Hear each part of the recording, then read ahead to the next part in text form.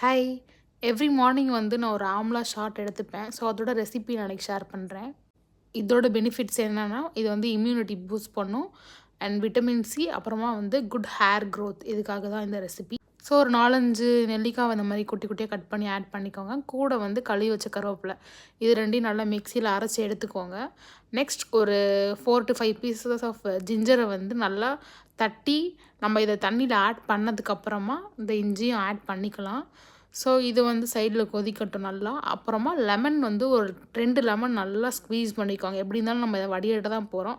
So seeds இருந்தாலும் problem இல்லை. So இந்த மாதிரி நல்லா கொதித்து வந்ததுக்கப்புறமா ஒரு ஆல்மோஸ்ட் வந்து ஒரு 30 to 40% வந்து வாட்டர் கம்மி ஆனதுக்கப்புறமா நம்ம வந்து ஆஃப் பண்ணிடலாம். நம்மளோட மார்னிங் ட்ரிங்க் இப்போ ரெடி ஆகிடுச்சு.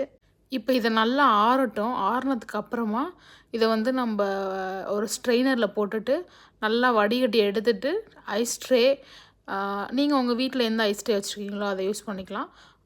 தண்ணியை வந்து இது மாதிரி இதில் ஆட் பண்ணிவிட்டு ஃப்ரீசரில் வச்சுட்டிங்க அப்படின்னா லைக் மார்னிங் எழுந்திரிச்சோன்னே இதுலேருந்து ஒரு 2 க்யூப்ஸ் நம்ம எடுத்து ஒரு கிளாஸில் போட்டுட்டு அதில் வந்து ஒரு 1 கப் ஆஃப் வாட்டர் ஆட் பண்ணி மார்னிங் டெய்லி வந்து எம்டி ஸ்டமக்கில் குடித்தோம் அப்படின்னா நமக்கு நல்ல க்ளோயிங் ஸ்கின் இருக்கும். ஸோ இது ட்ரை பண்ணி பார்த்துட்டு எப்படி இருக்குன்னு சொல்லுங்கள். இது மாதிரி இன்னொரு வீடியோவில் பார்க்கலாம். பாய்.